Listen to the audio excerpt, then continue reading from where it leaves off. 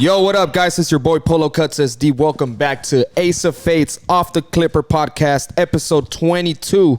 I'm right here with my boy, the one and only Manny Rocks, you know. Yes, sir. And we got the fucking dopest of the dopest, the one and only Dope, capital dope. Yes, sir. DJ PLEAZY in the building. What it do, man? How you doing? Oh, man, I'm feeling great. I'm feeling beautiful. Ooh. That's right. I smell good. Everything's good. That's right, boy. Man, so happy to have you here, dog. Thank you, brother. Thank you for having me. Yes, sir. Today we're going to be talking a little bit about my boy PLEAZY. Obviously, he's going to tell us a little bit about his background. And we're going to try to inform everybody and talk about financial literacy, right? Right. That's what we're doing. Right. So how was your day, man? How's it going? You know, I woke up early today. I had I had some chilaquiles. Big shout out to my wifey. I love you, baby. I love you. My wife, she made some chilaquiles, and we started the coffee.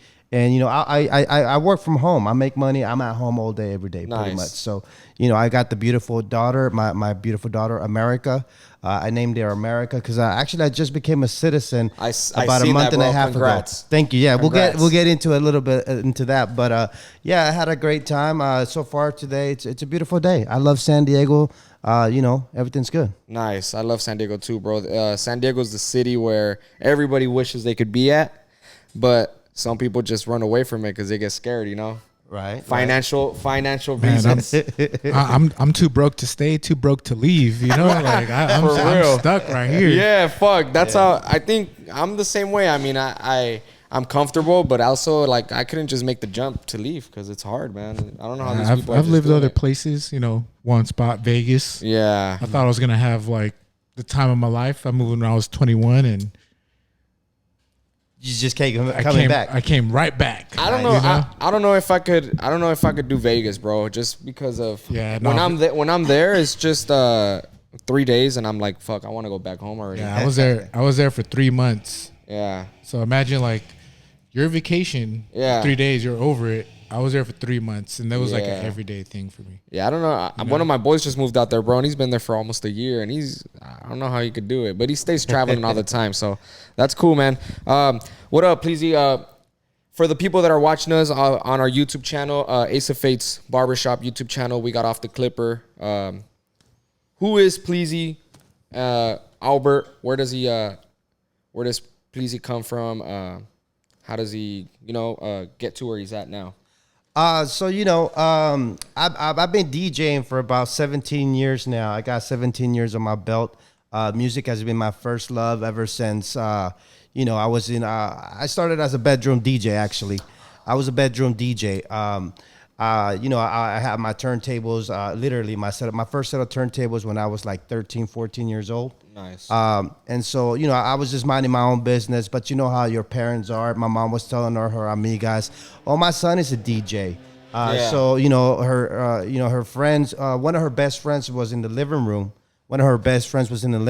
Right? And my mom was like, yeah, my son's a DJ.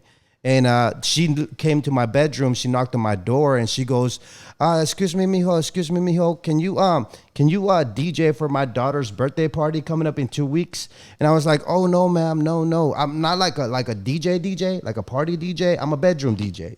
I'm in my bedroom just doing my thing." And then she pulls out this $100 bill, right? And she snaps it right in front of me, like that, right there. She shows it to me, and she goes, "Oh, it'll just be a couple hours, just bring a couple speakers, maybe a light or two." I didn't even have like speakers like that or lights, but she was just like, "Just do it for a couple hours, and here's a $100 bill." And like what happened in my head at the moment was like I didn't really care about the money. Even now, I could honestly say that like the money it's a side effect, right? I actually love what I do, but what happened when I was 14 years old is that something clicked in my head where like, wait a minute, I can actually do something that I love and get paid for it. Yeah. And that blew my wig off. You know what I mean? So that's where my journey started. I immediately invested 100% of my profit, right? $100 bill back into the business, right? And so you know, I got my first DJ lights, my first speakers, got my business cards, got my flyers, got my door hangers, started on the website, and it just started taking off, you know. Yeah. So that's kind of where that journey started. But yeah, 17 years later, I'm over here. And you got the company's growing. Yes. I see you got your van. It's all hooked up. You've had it for a while, but I seen that you're stepping it up more and more because we met about, I want to say 9-10 years ago. Right. At Fresh Up. Big shout out to Sergio. 2013. Yeah. El año del caldo. Yeah, like back in the day. 2012. Damn, I haven't heard that in a long time. That's where I met you at I was working at Fresh Up. Mm-hmm. I was a student in downtown. I would work a couple hours in that evening.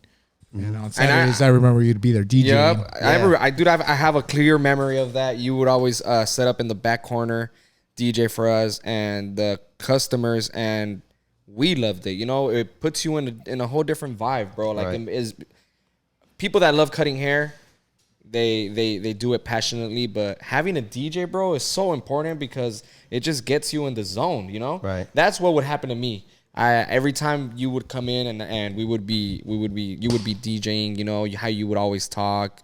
I remember you saying that saying, the flipping tortillas or something. On the quesadillas for my abuelitas. Yep. And that just brings a laughter to a happiness to the customer and us. We're enjoying our time because after 6-7 hours of standing up cutting hair, bro, it starts, you know, even though we have love for it, you get tired, but having you there, bro, that I remember that would really like motivate me to keep going.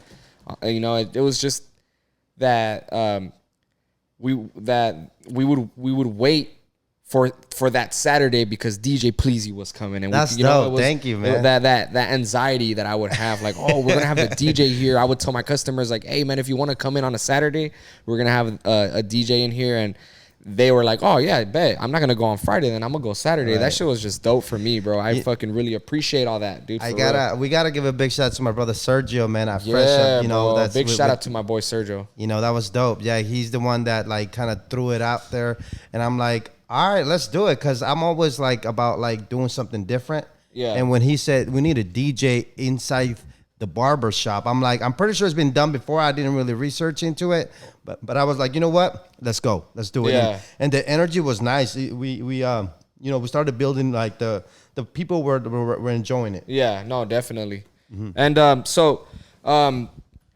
the DJ, you start taking it more serious, investing, right? Mm-hmm. How old are you? You said you started when you were 13, 14? 13, 14, When did you really start taking it serious where it became your actual daily, like your daily job and your income, your only income? Bro, like, truthfully, man, I think like ever since then, I never really stopped. I just kept going and going and going. Like, we now have multiple vehicles on the road. Nice. Vehicle wraps, the whole nine. We have, DJ vans. Yeah. So, a lot of people that I knew that were DJs, they're not DJing anymore, you know, and it's like, I'm still doing it, you know? Yeah. But I think it all has to do with where you come from. And I think that's kind of where my story begins, because, if you really, really want to know the real story from PLEAZY, I'm an immigrant. I came from, I was born in Mexico. So I came here when I was 2.5 years old. My beautiful mom, she had like 20 pesos in her pocket, and, she came to America. That's why I named my daughter America. It means a lot to me. I love this beautiful country. It's beautiful all around. And so like my mom literally came with nothing, like nothing, bro. 20 pesos. That's like not even $1. Yeah. Now. Back then it was a little bit more than $1. But pretty much, we got here, and then we started our journey here. We pretty much, I've always felt like the underdog, Yeah. I've always been trying to reach that next level, and it's always been instilled in me. So, like, I don't know how to quit. Yeah. I just keep going and going, and I've had, like, some major blows, not just in business, but, like, life. But I just keep going no matter what. I just keep punching. Yeah, I mean, your mom didn't raise no quitter, bro. So right, that's you gotta be thankful and appreciate that she showed you the right way to do things. Because her coming over here, that just tells you enough. She wanted a better future. I'm pretty sure it wasn't just for her, but just mainly for you. Of course, yeah. because that's how I come from Mexico too. I was born in El Centro. We lived in Mexicali across the border, and my parents brought me and my sister out here when we were 8 years old. When I was 8 years old, she was older, but I've always felt that hunger, you know.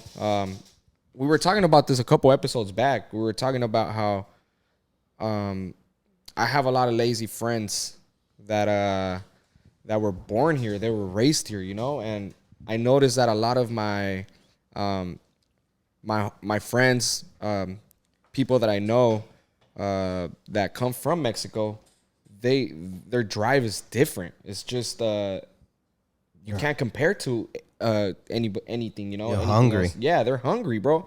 Just like my dad, friends, you know. Who did we have here that we were talking about that with? That they said they came from Mexico as well. It was I think 3-4 episodes back. But I just really I have so much respect for that, you know. Yeah. For the people that come I think from it was Mexico. just someone that we had on the show that had the same story. Yeah, that they're and just from Mexico. that's amazing, bro. And I truly respect you for that. Now, your marketing skills are amazing, bro. Like the whole doorknob signs, your raps, all that. You know, where did you learn all this from? So I would say like a good 10 years ago, I used to go heavy, bro. I used to go heavy on clubs. Like I used to DJ heavy at downtown San Diego. You know, shout out to Below Nightclub, Deco's Nightclub. A lot of people don't, you know, remember Old those. school. That was back in the days. And you know, we used to like, it was guerrilla marketing, bro. It was just flyers, door hangers, put them on cars, put them on, you know, wherever you can, man. I remember I used to grab a stack. I used to go to Mission Valley at the Target parking lot. There's at least like 1,000 parking spots there, and I just used to smash all of them. And it was just that guerrilla marketing, because back then, like, social media was barely popping off. And so you know, it was just flyers and door hangers left and right. And so that's really where I got it from. It was the whole club scene. But like, I mean, the club scene was beautiful, man. I still do clubs here and there, but mostly I just focus on the DJ business, the company itself, where we provide services for weddings, quinceañeras, you know, birthday parties, you know, funerals, whatever, man. We can celebrate life too. Yeah. You know, so but that's really where that came from. What I realized was that basically, like, the club money was cool money. Back then, it was even better. I remember making like $600-800 for 2 or 3 hours at the club. Yeah. If not more or less, but about $800. Can you imagine $800 in 2 hours? Yeah, and that's you DJ amazing. at the club, and yeah. I went home with a nice Just having a good time, Just fucking girls everywhere. Girls everywhere. bar tab, the manager loving me, and it was Yeah. good. But it was like over time, like there was DJs left and right coming out. You know, everybody was a DJ. My cat was a DJ. You know, everything, like, everybody was a DJ. So like the youngsters, like, it became easier to become a DJ. Yeah. So it was that, I wouldn't say competition, but they were like, I don't even know how to put that together. They were just basically doing free DJ gigs. So like the other cats were like, we were still getting paid, but the number was decreasing. And I started to identify that. And I'm like, you know what? I got to make a move. I got to figure this out. So I have been saving my chips over time. I've always been huge on saving at least 25% of all your income, no matter what. Like I don't care how much you earn. You have to save at least 10, 15, 25%. I started off at 5% of anything that I ever since the beginning. I just put it away. And in the beginning, most of the time we are our own worst enemy. So what I mean by that is, I remember there was times where, like, oh no, not this paycheck, next one.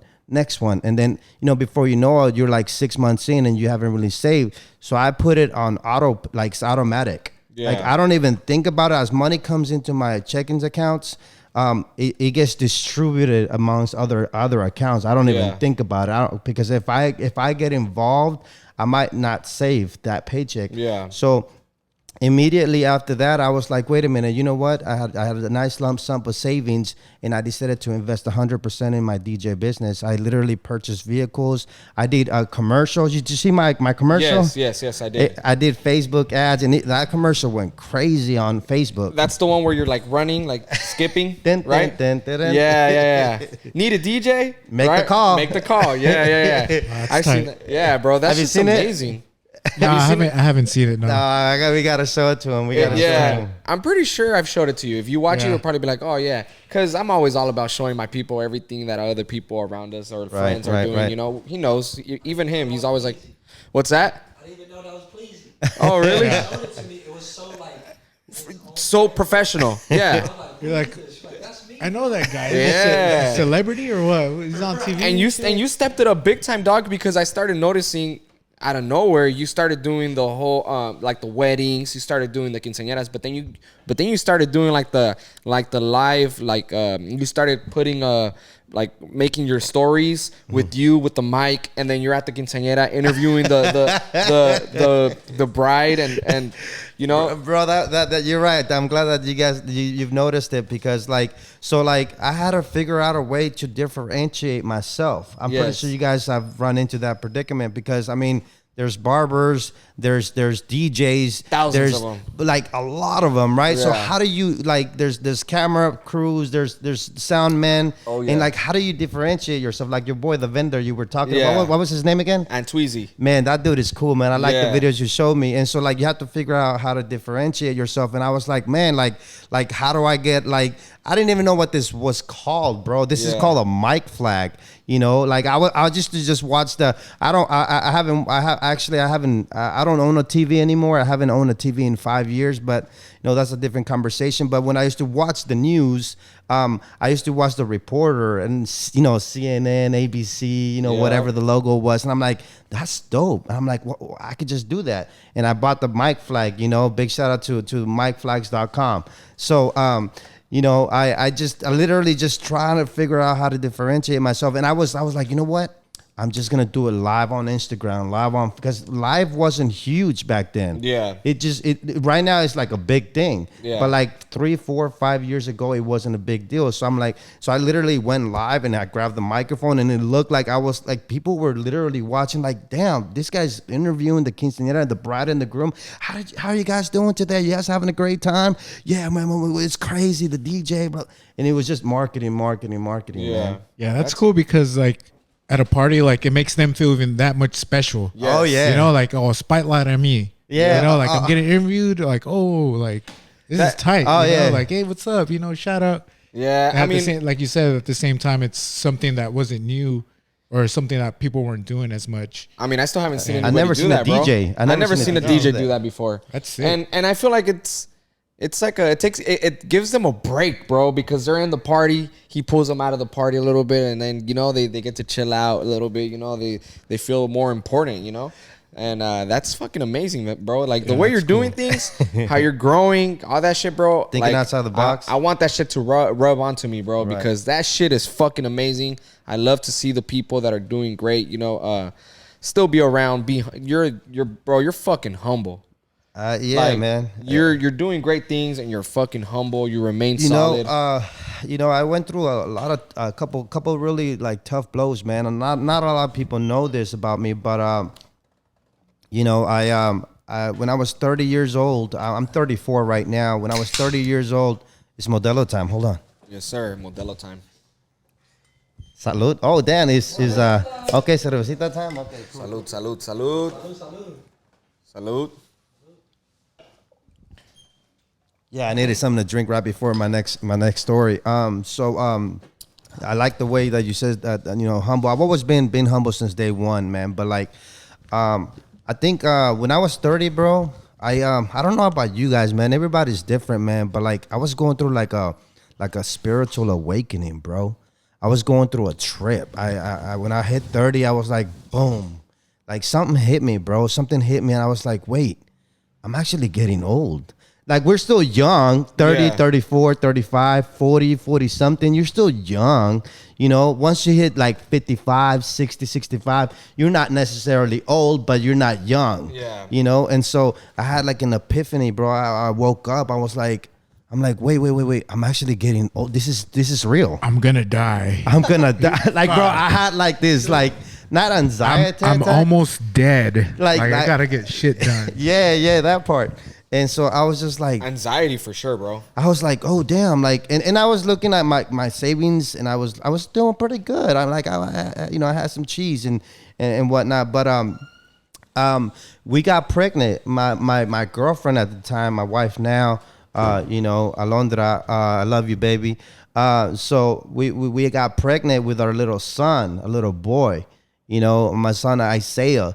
And Isaiah was, beautiful baby boy. He was actually born, and we had him for for 5 days, and then he went back home. And that was a hard blow. Like, can you imagine a brick to your face? Fuck, and bro. then some?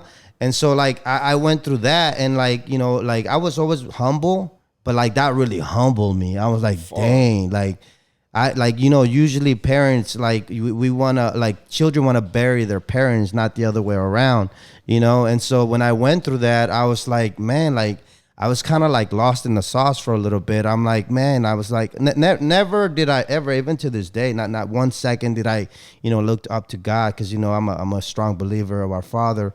Never did I ever rezongarle, you know what I mean? Did I try to talk hey man, why me, or this, that, and the third? Nah, bro. Hey, Father, you already set the program, you already set the path, and I'm gonna accept it. And I don't know why you did that and how that happened and what the goal behind that. But I'm gonna love you, Father, and I'm gonna just keep going no matter what.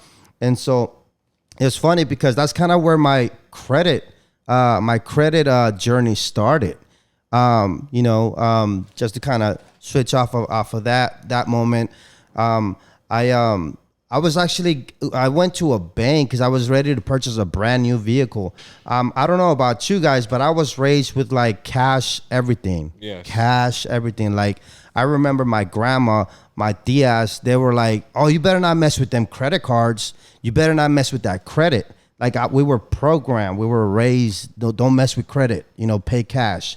And so it made sense forever. Until I was 30 years old, bro, I had never had not one credit card, not one. You know how you could get furniture on credit? Yeah. You could get a car loan on credit. Pretty much anything that you need, you could get it on credit, But I never had any of that. Zero credit cards. No history. Zero. Negative zero. Yeah. And so I always pay everything cash. I had probably 2 or 3 cars before I was 30. So my first car was I think it was $3,000. It was a little Nissan. That was my first car in high school. And so I paid it cash. And then I 21, I think I bought my second car was $8,000 cash. And then the most expensive cash car that I had was $17,000 cash. And I was a big cash person. Why? Because I was brought up that way. We were raised in the Mexican American, the Latino community is cash only. Don't mess with that credit. It was if you don't have the money, don't you buy can't it. afford it. Yeah. Right. That right there. I just Buy heard, it. No payments. Just live, I just live heard that every a couple days ago, bro, and I feel it's just so ignorant. Mm-hmm. And we'll get real deep into that, man. Yeah. But I just saw. I saw someone. There's this guy that I follow. He has his own restaurant in Vegas. He has 2 wives. His house is sick. Has a boat. Yeah. Yeah. He lives the life. The life. And he posted something. He posted his credit score. It's 800 something. And then a fact that he Googled is if you have an 800 credit score, that's more than $1 million. you're worth. You're worth more than $1 million. Right. Yeah. And then his next slide was his credit was $1.5 million. Dang. Just from credit. Right. It's Yeah. this is what you need to work on, guys. Yeah. Stop fucking around, build your credit up, because this is what you can have. And he's the kid showing his is- house, showing all of his toys, and it's this is what credit could do for you. Yeah. And it's just oh shit. I mean, we live in America, bro. If you don't have credit, you are nothing. You're no one. You need it for everything. You need it for an apartment. If you get a job, they check your credit. There's certain jobs, if you were in the banking or financing, they check your credit. Yeah. And for the longest, I was like, why would they do that? Why does the credit has to do with getting a job or a career? And I'm like, oh damn, somebody who is financially responsible is somebody that probably wanted my team, because somebody who's just like not responsible and having collections and charge-offs and repos on your vehicles is probably somebody I don't want in my team, because that says a lot about that person. It sucks, but it's a fact. It's a resume, dog. It's a straight resume. You're pulling someone's card. Hey, it's like, dude, how smart are you with your money? I mean, like, how smart are you gonna be with my money? I'm gonna tell you like this, and I think it's so fucking dumb, but in the streets, bro, there's street credit. Right. There you know what I'm saying? I like that. It's so dumb. When you go to jail, bro, they check your paperwork. If you're snitching, you have bad credit. Right. If you're solid, you have good credit. So how is it that you can work so hard to have great credit on the street where that shit ain't gonna save you? I mean, it might save you here and there somewhere, you never know. Right. But it ain't gonna take you nowhere. You know what I'm saying? How is it that you can put so much effort into that, but you can't put effort into your real credit where, in America, if you don't have credit, you ain't shit. You're a ghost. You're no one. I don't know who you are. With great credit, you could pull up anywhere. My dad always told me this. When you go buy a car, you better not drop a single dime. You're gonna walk out of there with the car how you want it, the payment that you want, and you're gonna demand it because you have good credit. Right. I've seen my dad go through fucking 20 cars since I can remember. Since I have memory. And my dad always has a brand new car. Every 2 years, he fucking takes it back, gets a new car, and he's always fucking just going up. From the first car that I can remember, a Toyota Tacoma to a Celica, to a brand new Tacoma to a fucking 4Runner to, and they just climb up. And my dad always told me, bro, it's credit. Me being a kid and a teenager, I turned 18. I got a credit card, used it, didn't pay it off. The first thing so my first credit card was at Best Buy. It was at Best Buy, and I got it to buy a PS3. So I bought my PS3, and I said, fuck yeah, dude. Like, I got approved. I ain't paying this shit back. That was my mentality, bro. And my dad always... I gotcha. Yep. And I felt like a badass dog, and my dad told me, bro, well, let me see your credit. He's like, you have a collection here. And then I didn't learn. 20 years old, got more credit cards, like 2-3 credit cards, used them, didn't pay them back. And collection agencies were calling me for a while. Then I had my kid, bro. And then that's when that shit really hit the fan, because when I had my kid, me and my wife, my girlfriend back then, we had to get a house. And I go down the street, Casablanca Apartments, bro. I go there, and the owner of the apartment goes, hey, I need to run your credit. I said, holy shit, what do you mean? I go, welcome to the real world. Welcome to the real world, bro. So I say, okay, well, God fucking please take care of me, whatever. Te persinaste. Me persiné. So I give him my, we do the credit app and all that shit, whatever. And sure enough, bro, he comes back and he tells me, man, you have like 3 red flags, bro. Like, you have collections. And I said, look, man, this is me being 100. Weak-minded, being a child, being, I was 18. I went out to the real world, got a job. I just didn't care much. I wasn't aware of how bad it would really impact me if I didn't take care of my credit. Do me a solid, man. I'll give you whatever it is that you need. How much will it take for you to give to accept me into this place? You know, I will take care of it. We can sign a contract, whatever it is. He goes, well, you're going to have to give me double the deposit. You're going to have to give me first and last month, and we'll make it happen. Right. So then I'm telling my girlfriend, like, hey, we're going to move out. And my girlfriend also comes from a family. She grew up just like, she didn't have the best, she wasn't raised in a family where she was taught about credit, Right. So her credit wasn't good as well. So I had to drop like $10,000, bro. Right. Yeah. For my first apartment. Yeah, and that's when it really hit me. Like, holy shit, I need to fix my credit. bro, like it's crazy because like a lot of people like they don't know, but it's possible to get like credit repair. And they say that because it's not cheap either, right? But then they go, oh, credit repair is expensive. I'm like, try living with bad credit. Yeah. That's really expensive, you know. I actually got once I moved into my place and I started realizing, like, damn, Dad, what you were telling me, you're right. And he was like, okay, well, now it's time to repair your credit. Now it's time for you to get rid of your collections and start working on your credit, start earning credit. So I hit up a credit repair person, and she charged me, I think it was like $1,200, but she was only able to remove one account. The other two, they weren't, or two or three, they weren't able to. And I got the plug, bro. credit. I bet you do. I got the plug. Yeah. Well, we're gonna talk about that soon. But yeah, man, Credit Karma was my best friend for a while, and now I'm doing better. It can get better, it will get better, especially now that I have you, that I'm more aware of what you're doing, and you're gonna teach me. And I'm gonna listen, man. Bro. I'm gonna listen, and hopefully everybody that's watching on our lives. If you guys really want to fucking learn some real, gems, Albert is going to drop some fucking gems. We're going to get into the whole financial literacy. Right.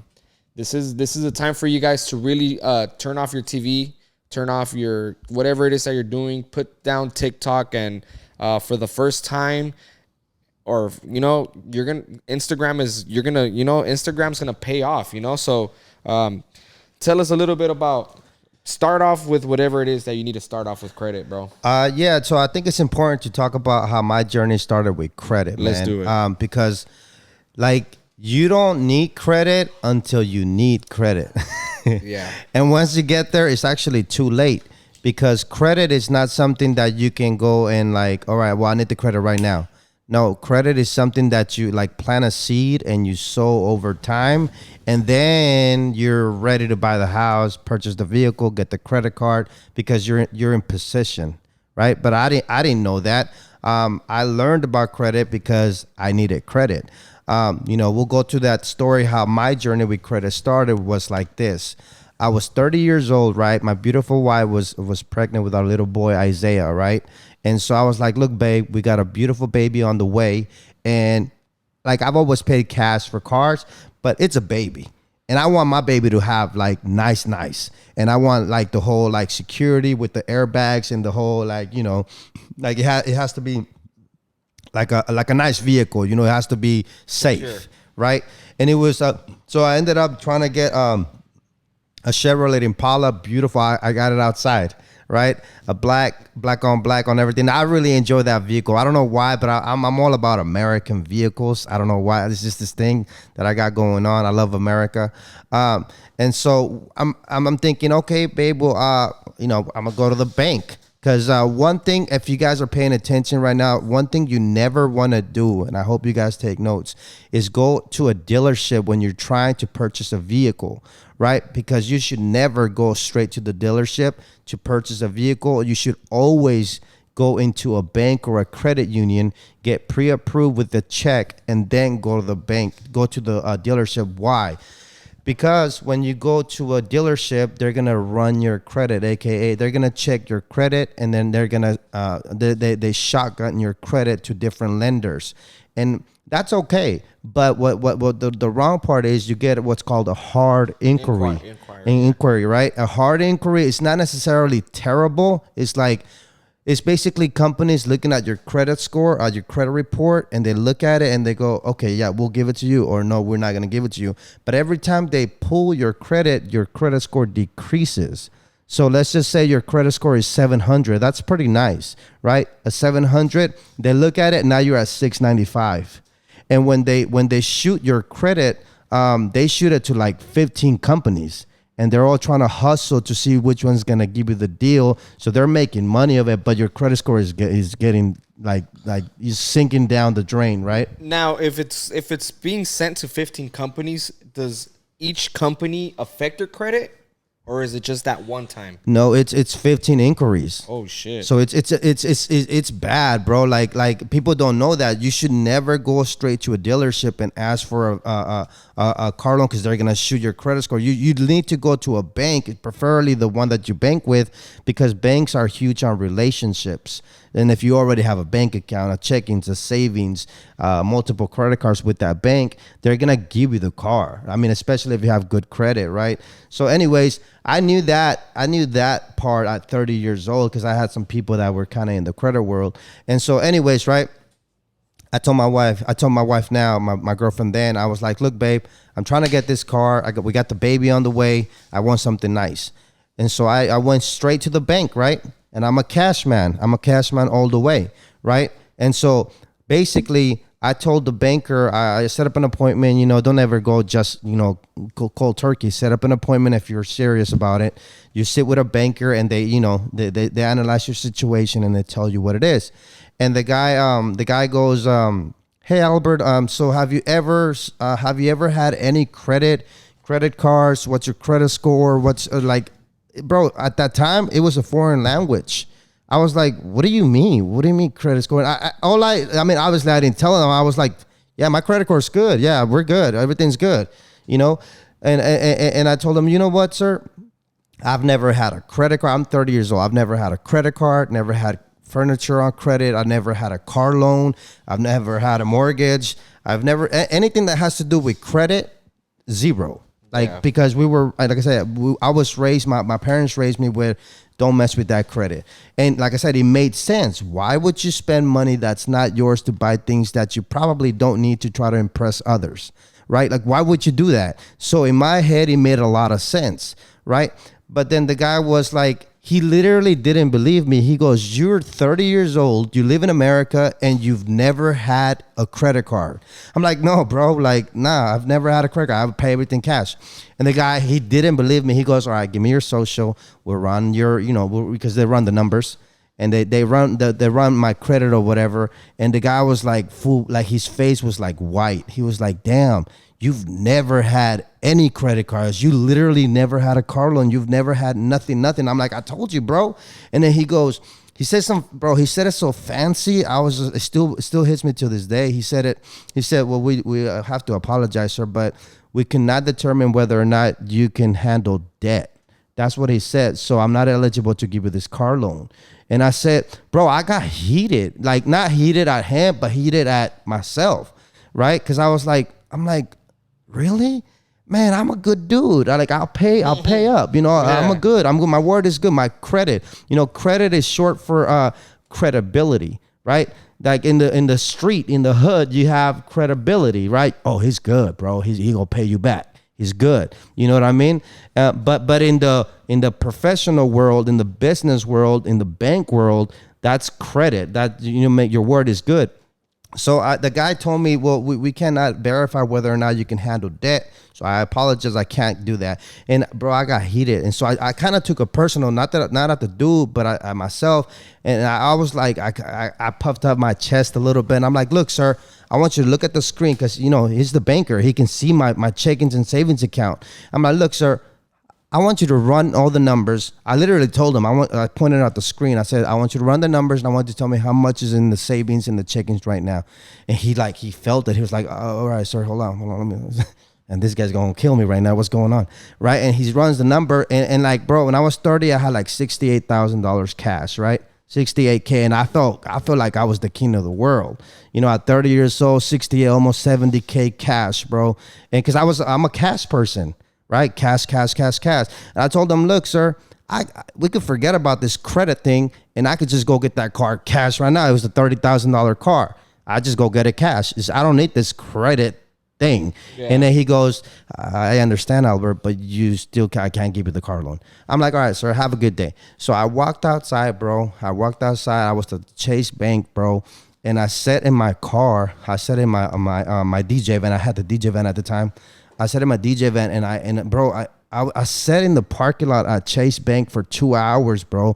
And I promised myself this, everybody that's listening, man, I promised myself this, no matter what, I'm going to learn credit. And I'm not just gonna learn credit. I'm gonna dissect the entire operation and figure out how, when, what, and all the details, bro. And I planted my flag, bro. I don't know if you guys ever heard the story of the I don't know all the details, but the guy that he burned the ships. Something about there was 3 ships, military folks, right? They jump on the ship and they go into an island. They're about to conquer that island, right? And they get off the ships, right? They get off the ship, and the captain gives a signal to the like there was only like a few people on the ships, and he told them, burn the ships because we're not living until we win. And so I burned the ships with every type of mentality, with every type of mindset that I had in the past about credit. And I said, you know what? No matter what happens, I'm gonna learn credit, bro. And I went all the way in, bro. I even till now, like. I'm still learning. I'm still growing. I'm still getting better and better. And the information that I now know about credit, bro, like, bro, right now I can tell you this: credit is the foundation of success. Credit can literally, it'll just take it to a whole nother level, you know, because most people use credit for consumering needs, like consumerism, like to buy shoes, purses, VIP bottle service at the club and all that. But no. We're not talking about that. We're talking about using credit to leverage and to start businesses and other things to really take it to the next level, man. Yeah. Well, damn, that's Question. Now, are you teaching your family now that, you know, that we're telling you? That's a good question, yeah. That we're telling you, like, hey, credit isn't anything? Or have you been teaching them? And how did they take it? Do they see things differently? And are they changing their ways? You know, and that's the thing, man. Like, yes, of course, I have talked to my mom and my dad about it. They just, okay, so I'll tell you guys this. The older we are, the harder it is to change your ways. Yes. Yeah. So I think our generation is the first generation to accept change and to know that things aren't what they are.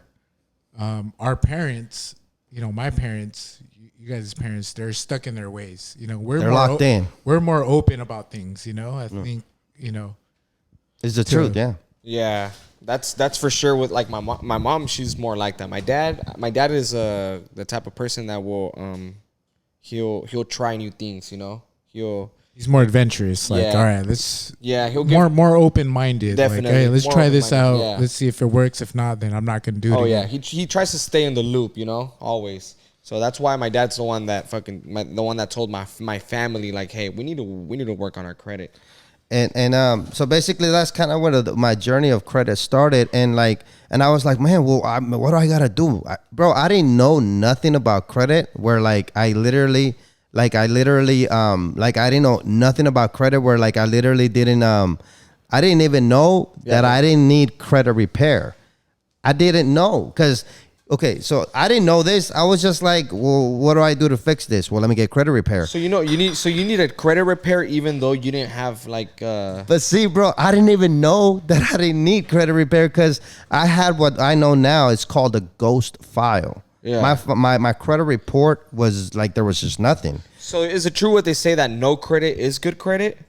It's better than bad credit, yeah. Okay. Yeah, it's better than bad credit, but I didn't have any credit. But I was like, okay, let's figure this out. Let me go get credit repair because that's what people do with no credit.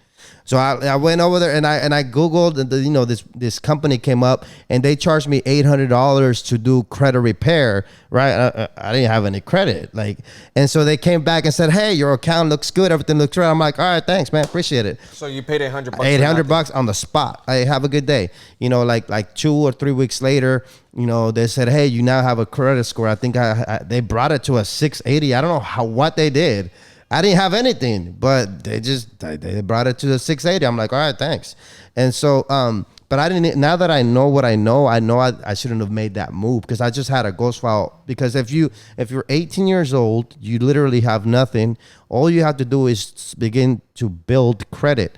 And if you're 18 years old right now, this is what you need to do. All right. Let's say you're 18 years old. You know nothing about credit. The very first thing to do is to get what's called a secure credit card. Yep. A secure credit card, like Self-Lender, like Discover It. You can basically place your own money right with the bank. And let's just say you put, I don't know, something small, 200, 500, $1,000. I started with like 1,000 because I wanted to have high limits right away. I didn't want to play around with the 100, 200. But you could do whatever number you want. I think the minimum is 200. You basically give the bank $200 of your own money, and then they give you a credit card, and then you just buy something, pay it on time. Buy something, pay it on time. And like when I first started credit, I never used credit to buy stuff like consumerism. Like I never did that. My only goal was just to build my credit. So I just bought one thing, paid it on time, bought one thing, literally bro, one thing, like $20 worth of gas on a credit card. And then I paid it in full.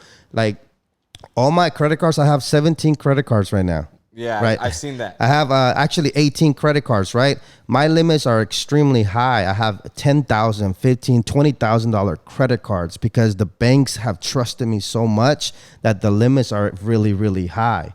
And so all I do is just buy like things that I already need, like things that I was gonna buy anyways. Yeah, going to Costco, buying your groceries. Right, groceries on credit, and I pay it in full. Yeah. Right, every single time. And like I have all my accounts on auto pay. Like I've never missed a payment because you're gonna have to understand how the credit world is judged. There's 5 main factors, okay? The number one factor is payment history. It's 35% of your credit score, right? The most important thing that you can do on any credit accounts, car payments or anything, is make your payment on time. And since that's true, you should say, all right, well, I could possibly have human error, so I'm gonna scratch myself out of the equation and put auto pay on all my accounts. I've never missed a payment. I cannot possibly miss a payment because I'm on auto pay. It's automatically, right? So that's 35% out of 100 score. 35% is making your payments on time. Is the most important thing you can do with your credit. Number 2, which is 30%, is your utilization. Basically how much you've used out of your credit card, which is like 30% or 35, right? Yeah, so 30% is cool, but I'm at 10%. So basically utilization, like if you want to be in like LeBron, Kobe Bryant level in the credit world, you want to use less than 10%. It's recommended that less than 30% on all your credit cards is a great spot to be at, which is true. It is. Anything over 30%, your credit score starts decreasing. So the goal is to be, to me, like in the elite level is under 10%. But basically so 35% plus 30%, that's 65% of your credit score is those two things. So if you focus on paying down your balances and always paying on time, your credit score is going to shoot up huge. Yeah. So if you guys have credit cards right now that are like high utilization, what I mean is this: let's just say you have a credit card for $1,000 and you use $900. That's 90% utilization. You've used 90% of that credit that was given to you by the bank. And so the banks can see that. They can see, oh, damn, we lent him $1,000 and he's using 90% of it. All right, here we go. Is he going to pay us back? So they start freaking out, right? So obviously you want to always pay it on time. But see, me, what I do, bro, I took it to another level, man.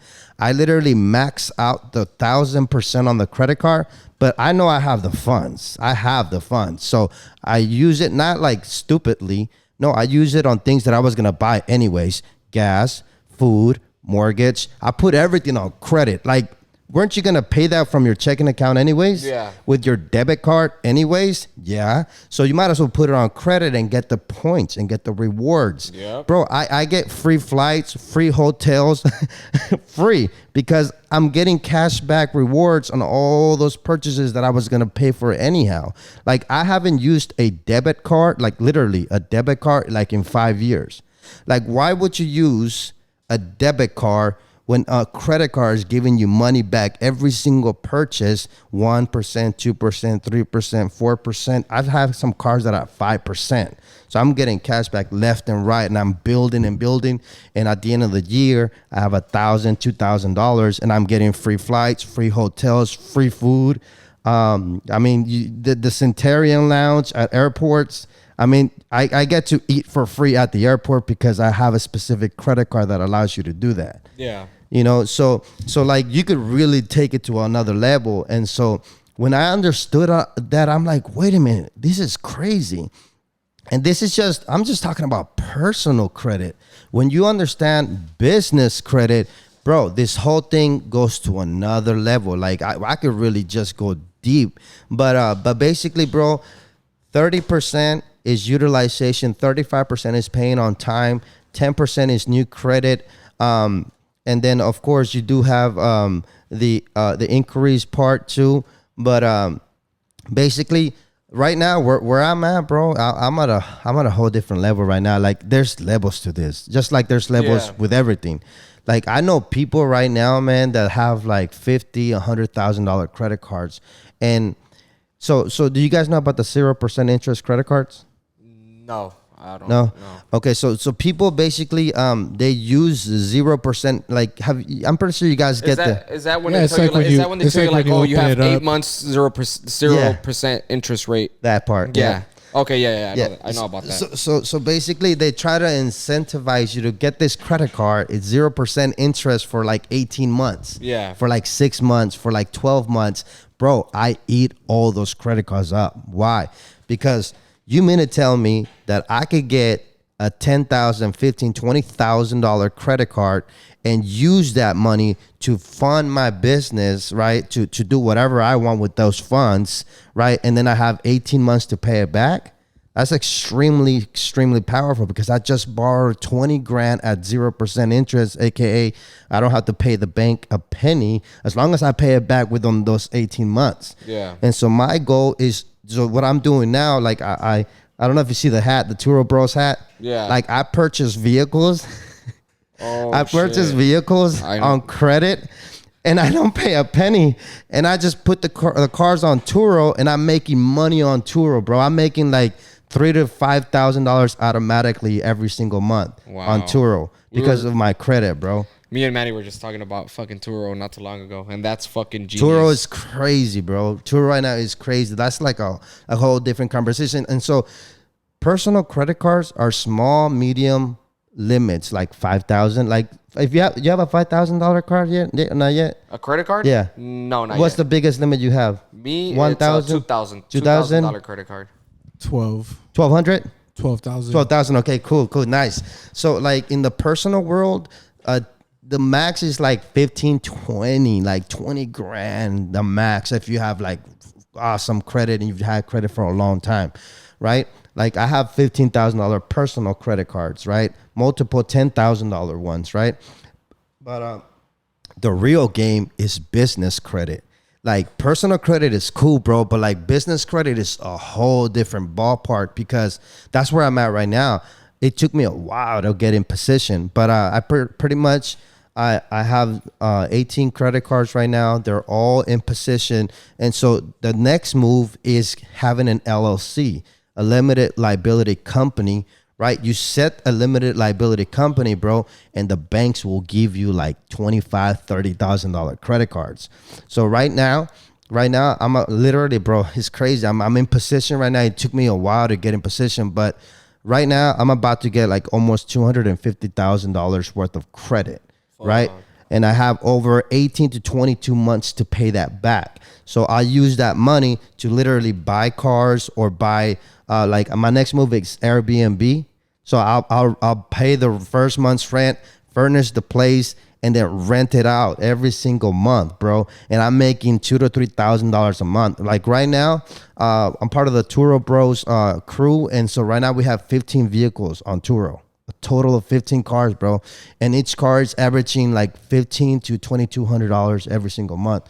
So right now we're earning about $15,000 to $20,000 a month cash. Damn. That's profit after we pay the bills, because basically what we do is we get the car right at 0% interest, and then we at 0% down, because you have to put a down payment. Yeah. But our credit is so good, they'll give us the car. And then what I do is I negotiate with the dealership.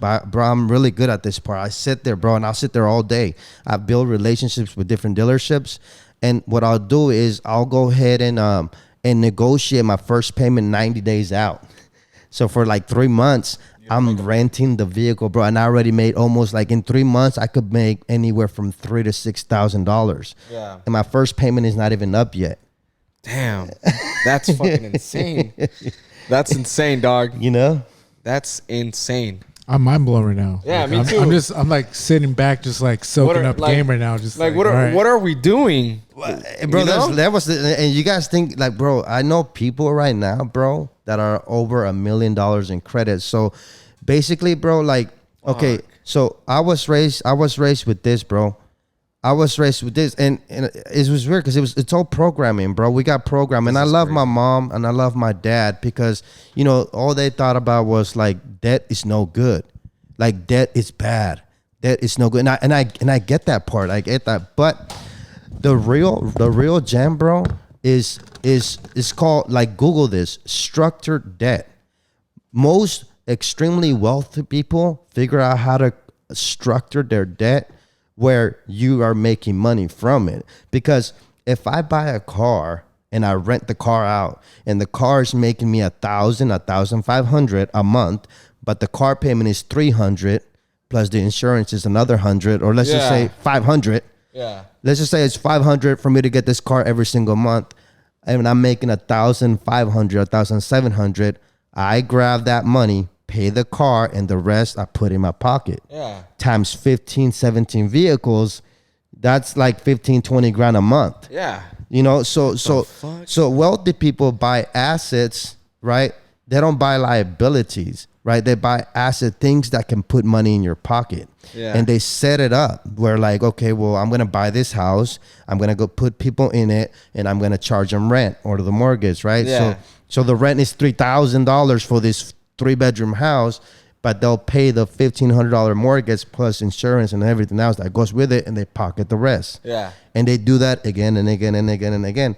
Well, how can you do that? You do that by leveraging the bank's money or other people's money. Yeah. This is crazy. When I figured it out, I'm like, wait, I don't have to use consumer debt to do that. I could use the bank's money, aka credit cards at 0% interest, to buy things that will make me money, right? I could get jet skis, I could get Turo vehicles, I do the Airbnb. I mean, there's so many things.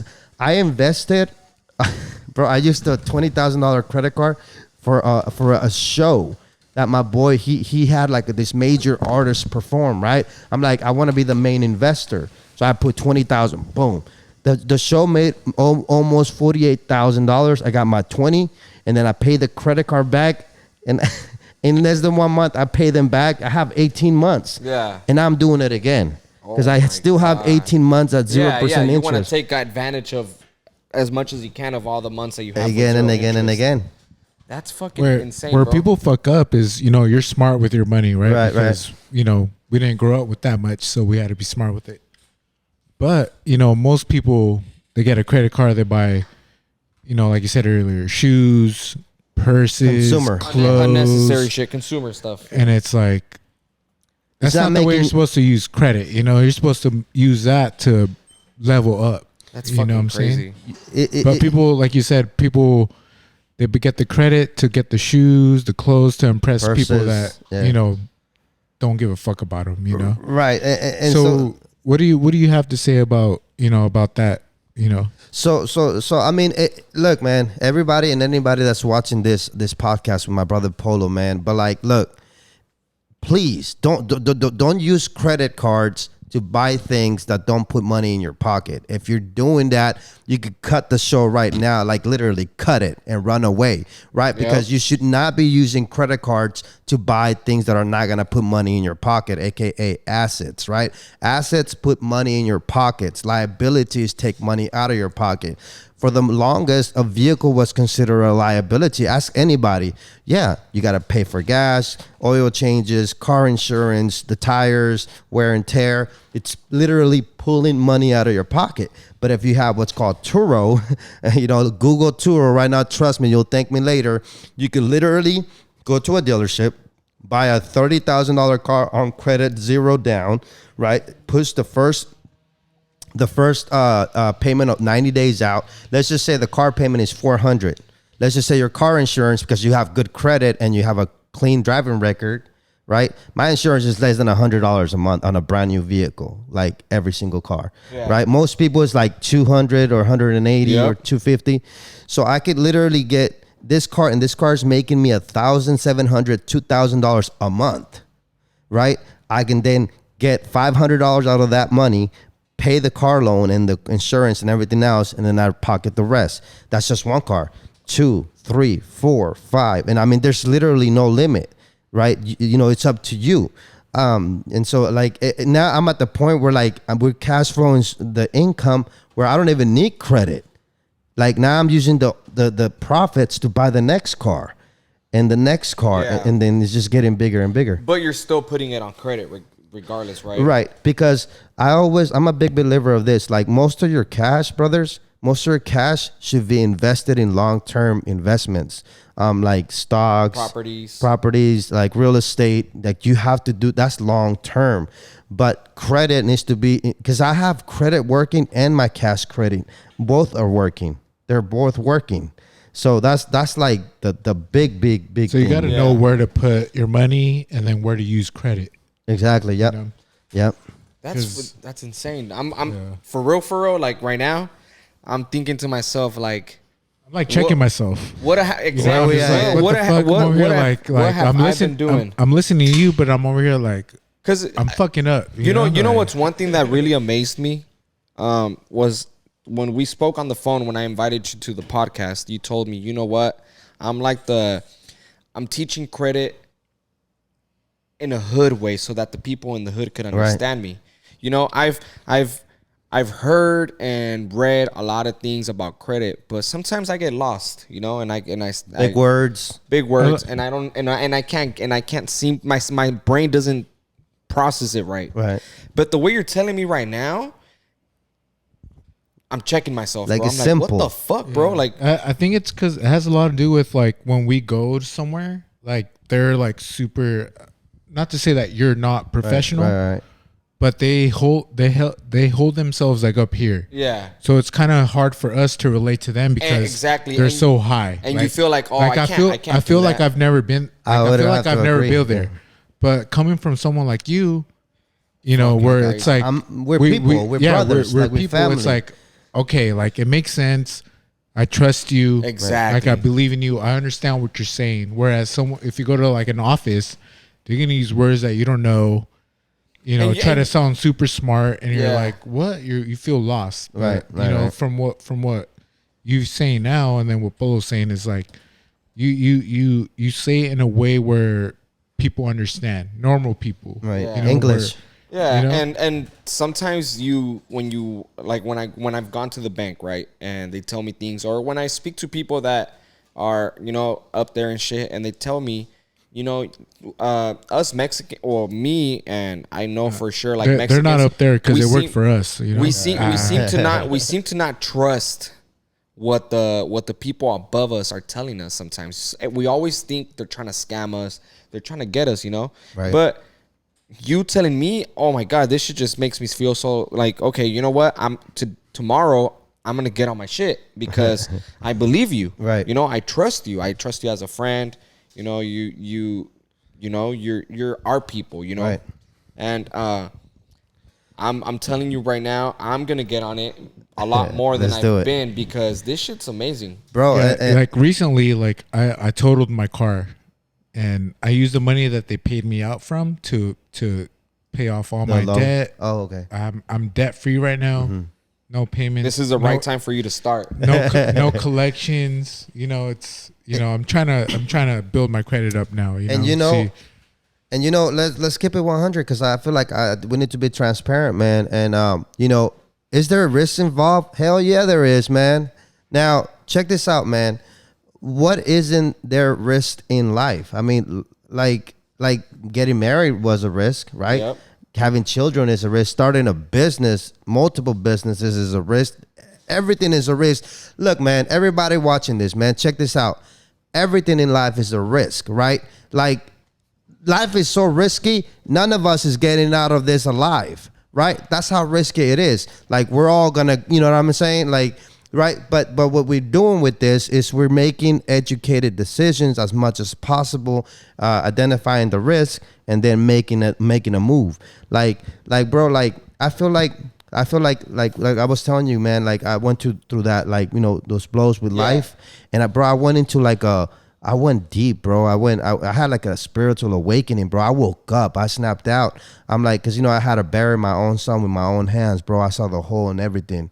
I put him in there and everything, right? And so after that, bro, I took like a 2-3 month vacation from life. I went in my own head and I just had to figure it out because I have it strong for my wife, right? And so I was like, bro, I went spiritual, bro. I feel like, bro, like Albert Roman is my name, but that's not who I am, bro. I'm a spiritual being having a human experience. Yeah. That's really who I am, bro. And the experience is this beautiful thing we call life. That's really what's going on, brother. Like this is cool, but like there's more to this, man. And so I'm literally a spiritual being having a human experience, and this is the experience that we're having. And while I'm here, I'm gonna take as much as protected risk on the decisions that I'm about to make in order to protect and provide for my family. Like, I really, really, really, really, really believed and really thought that I could save my way to wealth, and that's a big lie. Yeah. And I'll tell you why.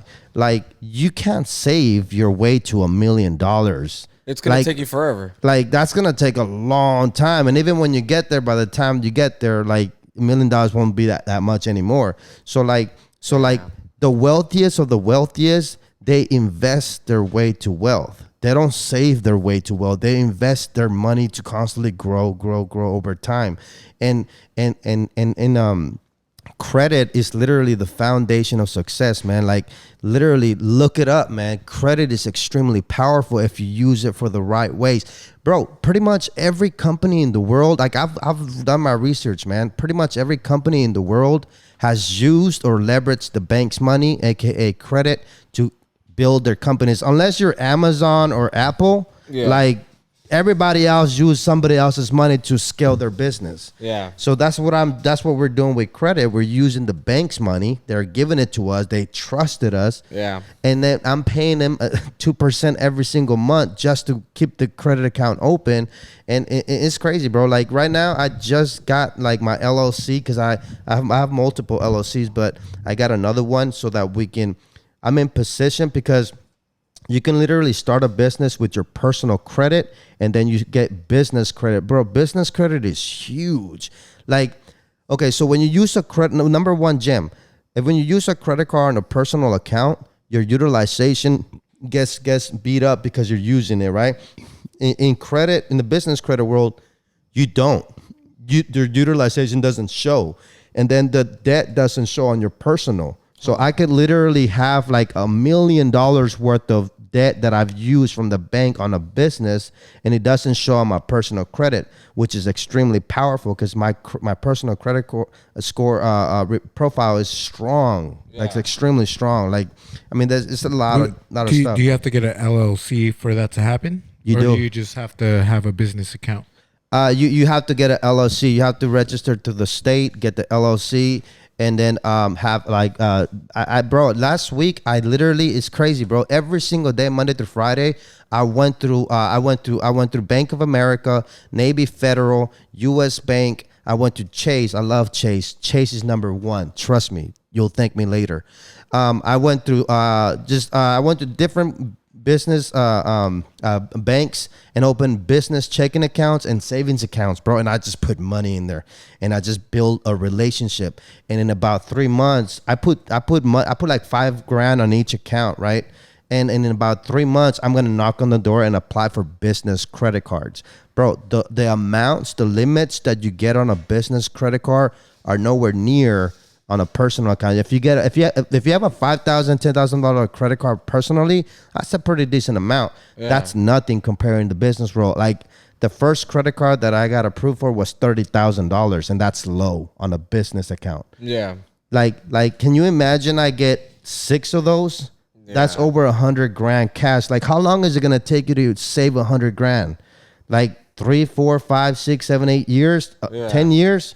You know, and I could get it right now knowing that my word is good and I'm going to pay that back. Well, I'm not paying it back. The people who rent the cars pay it back. Yeah. The people who like rent the jet skis pay it back. Your investments is paying it back. The jet skis, like they pay me, and then I grab that money and then we pay the other people, the bank. Yeah. So, and I just keep the difference. I pocket the difference. So, so me, for example, I have my business accounts, right, with Navy Federal. Mm-hmm. But I don't have an LLC. Mm-hmm. I have my business, but it's not an LLC. Is it DBA? It's a sole proprietorship. Sole proprietorship. But I want to turn my business into an LLC. I don't know how to do it. I've researched, and people have told me how. I know you could do it through LegalZoom. Yeah, LegalZoom. Rocket Lawyer is another one. Yeah. So if I don't have an LLC with my business checkings account that I have with Navy Federal, can I still go and apply for credit cards or no? You can. You definitely can. It's possible, but it is recommended that you have a LLC, like for the most amount of funding. Okay, so now how do I go from my sole proprietorship to an LLC? Extremely easy, brother. Northwest is a registered agent company. They're great at helping you set up an LLC for like $130, bro. You're up and running. Northwest, yeah. It's a registered agent company. So basically, you have them set up the LLC. They'll register your name with the state of California or whatever state you're gonna do business in, and then you just pay the state fees, which is like $70 or $90 in California. I know because I have multiple. Yeah. I've opened multiple of them. So the only thing about California, if you guys don't know, California, out of all the states, California is the only one that has what's called a $800 franchise tax fee. So every year, no matter if you made money or didn't make money, it's $800.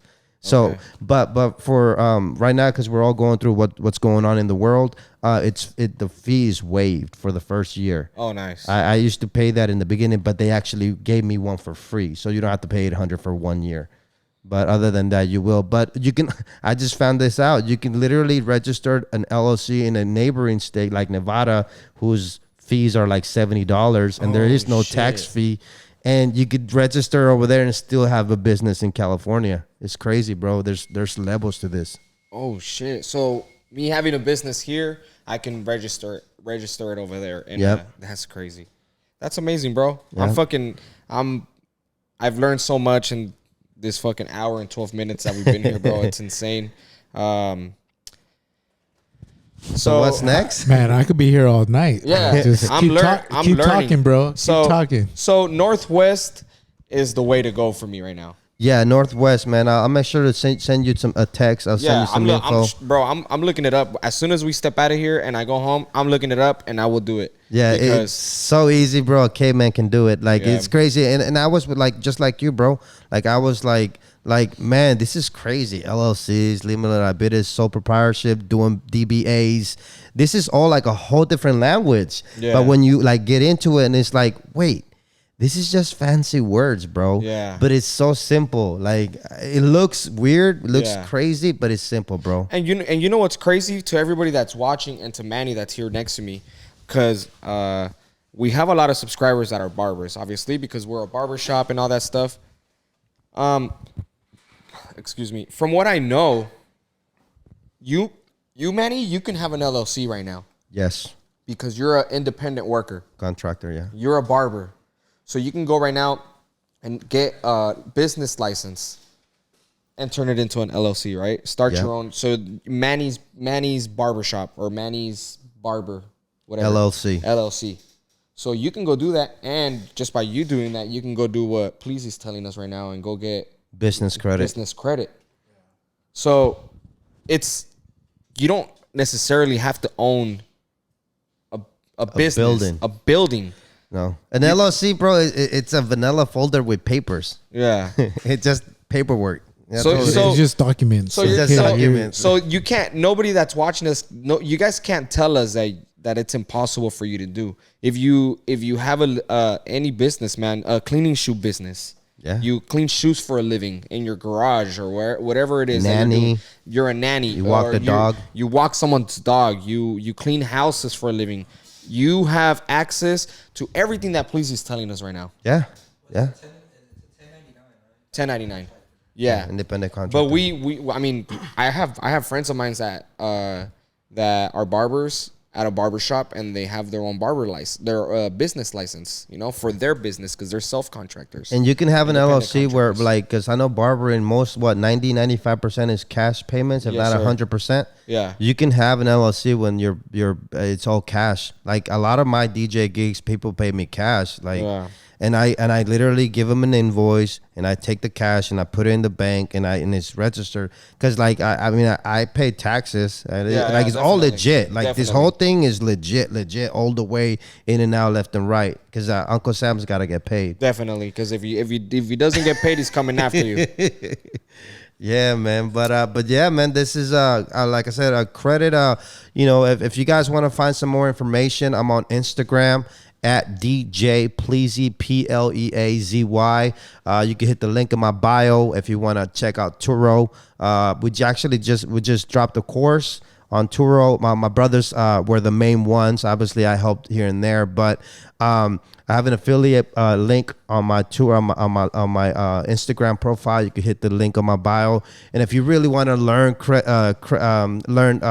Turo, then that's a perfect course for you guys to take advantage. Now, bro, every time I talk about credit on my IG, people message, bro. I've had like at least 40 people message me. Yeah. Hey, man, do you do credit repair? I don't do credit repair. I know how to do it. I know how to do credit repair, but it's quite a bit of work. So when they tell you it's $1,000, pay that money, bro. Yeah. It's $1,500. Just pay it, because once we wipe off all the negative stuff on your credit report, can you imagine getting a hold of $100,000 to invest?